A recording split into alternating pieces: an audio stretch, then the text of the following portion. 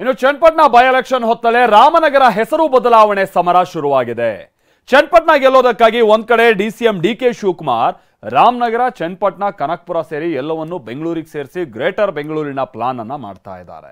ಇದರ ಭಾಗವಾಗಿ ಇವತ್ತು ಸಿಎಂಗೆ ರಾಮನಗರ ಜಿಲ್ಲೆಯ ಬದಲು ಬೆಂಗಳೂರು ದಕ್ಷಿಣ ಜಿಲ್ಲೆ ಅಂತ ಮಾಡುವಂತೆ, ಅಂದ್ರೆ ಹೆಸರನ್ನ ಬದಲಾವಣೆ ಮಾಡುವಂತೆ ಡಿಕೆ ಶಿವಕುಮಾರ್ ನೇತೃತ್ವದ ನಿಯೋಗ ಮನವಿ ಮಾಡಿದೆ.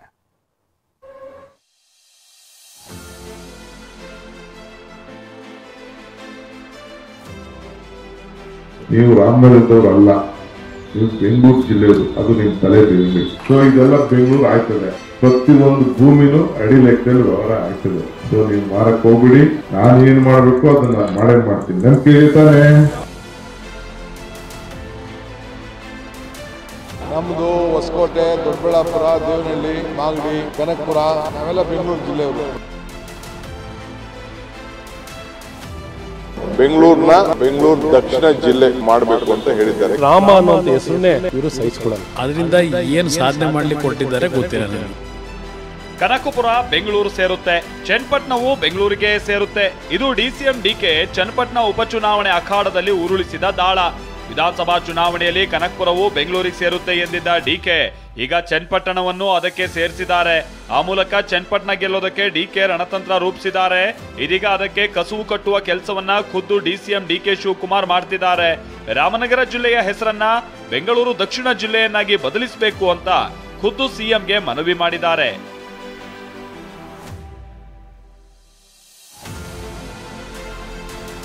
ಸಿಎಂಗೆ ರಾಮನಗರ ಜಿಲ್ಲೆ ಬದಲು ಬೆಂಗಳೂರು ದಕ್ಷಿಣ ಜಿಲ್ಲೆ ಮಾಡುವಂತೆ ಡಿಕೆ ನೇತೃತ್ವದ ನಿಯೋಗ ಮನವಿ ಮಾಡಿದೆ.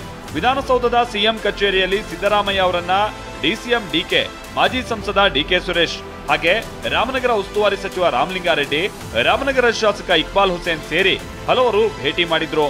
ಜಿಲ್ಲೆಯ ಹೆಸರಿನ ಜೊತೆ ರಾಮನಗರ, ಕನಕಪುರ ಮೆಡಿಕಲ್ ಕಾಲೇಜು ಹೆಸರು ಬದಲಾವಣೆಗೂ ಮನವಿ ಮಾಡಲಾಗಿದೆ. ಈ ಹೆಸರು ಬದಲಾವಣೆ ಮನವಿಗೆ ಕಾಂಗ್ರೆಸ್ನ 12 ಶಾಸಕರು ಸಹಿ ಮಾಡಿದ್ದಾರೆ.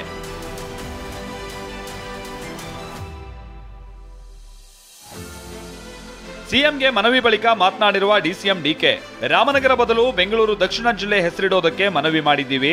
ಇದಕ್ಕೆ ಸಿಎಂ ಕೂಡ ಸಹಮತ ವ್ಯಕ್ತಪಡಿಸಿದ್ದಾರೆ ಎಂದಿದ್ದಾರೆ. ಇನ್ನು ಸಿಎಂ ಸಿದ್ದರಾಮಯ್ಯ ಕೂಡ ಹೆಸರು ಬದಲಾವಣೆ ಸುಳಿವನ್ನ ನೀಡಿದ್ದು ಸಂಪುಟ ಸಭೆಯಲ್ಲಿ ಚರ್ಚಿಸಿ ಮುಂದೆ ತೀರ್ಮಾನಿಸ್ತೀವಿ ಎಂದಿದ್ದಾರೆ. ನಾವು ಈ ಸಂದರ್ಭದಲ್ಲಿ ನಮ್ಮ ಏನು ಒಂದು ಹೆಸರಿತ್ತು ಆ ಹೆಸರನ್ನ ಉಳಿಸ್ಕೊಳ್ಬೇಕು ಅಂತೇಳಿ ನಮ್ಮ ಜಿಲ್ಲೆಯ ಎಲ್ಲಾ ನಾಯಕರುಗಳೆಲ್ಲ ಕೂತ್ಕೊಂಡು ಚರ್ಚೆ ಮಾಡಿ ಇವತ್ತು ಮುಖ್ಯಮಂತ್ರಿಗಳಿಗೆ ಅವರು ಒಂದು ರೆಪ್ರೆಸೆಂಟೇಷನ್ ಕೊಟ್ಟಿದ್ದಾರೆ. ನನ್ನ ಮುಖಂಡತ್ವದಲ್ಲಿ ಹೋಗಿ ರೆಪ್ರೆಸೆಂಟೇಷನ್ ನಮ್ಮ ರಾಮನಗರದ, ಚನ್ನಪಟ್ಟಣ, ಮಾಗಡಿ, ಕನಕಪುರದವರು ಎಲ್ಲ ಸೇರಿ ಕೊಟ್ಟಿದ್ದಾರೆ. ರಾಮನಗರದಲ್ಲಿ ಹೆಡ್ ಕ್ವಾರ್ಟರ್ಸ್ ಇಲ್ಲಿ ಬೆಂಗಳೂರು ದಕ್ಷಿಣ ಜಿಲ್ಲೆ ಮಾಡಬೇಕು ಅಂತ ಹೇಳಿದ್ದಾರೆ. ಯಾಕೆಂದ್ರೆ ಮುಂದಕ್ಕೆ ಬೆಂಗಳೂರು ದಕ್ಷಿಣ ಜಿಲ್ಲೆ ಅಂತ ಅದು ಬೆಳೆದ್ರೆ ಮುಂದಕ್ಕೆ ಅದು ಮಾಗಡಿಗೆ, ಚನ್ನಪಟ್ಟಣಕ್ಕೆ, ರಾಮನಗರಕ್ಕೆ, ಕನಕಪುರಕ್ಕೆಲ್ಲ ಅನುಕೂಲ ಆಗ್ತದೆ. ಅವ್ರು ಏನು ಹೇಳಿದ್ದಾರೆ ಅಂತಂದ್ರೆ ರಾಮನಗರ ಜಿಲ್ಲೆ ಅಂತ ಕರೆಯೋದು ಬೇಡ, ಅದನ್ನ ಬೆಂಗಳೂರು ದಕ್ಷಿಣ ಜಿಲ್ಲೆ ಕರೀರಿ ಅಂತ ಹೇಳಿದ್ದಾರೆ. ಕ್ಯಾಬಿನೆಟ್ ನಲ್ಲಿ ಚರ್ಚೆ ಆಗಬೇಕು. ಚರ್ಚೆ ಆಗೋಕ್ಕೂ ಮುಂಚಿತವಾಗಿ ಏನು ಚರ್ಚೆ ನಾನು ಏನು ಹೇಳಕ್ಕಾಗಲ್ಲ. It is to be there representation will be place before the cabinet will take a decision. ಇನ್ನು ಬಿಜೆಪಿ ನಾಯಕರು ಇದನ್ನ ವಿರೋಧಿಸಿದ್ದಾರೆ.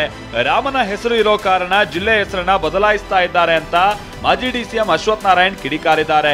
ದೆಹಲಿಯಲ್ಲಿ ಮಾತನಾಡಿರುವ ಕೇಂದ್ರ ಸಚಿವ ಕುಮಾರಸ್ವಾಮಿ ಹೆಸರು ಬದಲಾಯಿಸಿ ಏನ್ ಸಾಧಿಸ್ತಾರೆ ಅಂತ ಪ್ರಶ್ನಿಸಿದ್ದಾರೆ. ಸಂಪೂರ್ಣವಾಗಿ ಇದನ್ನು ವಿರೋಧಿಸ್ತೀವಿ.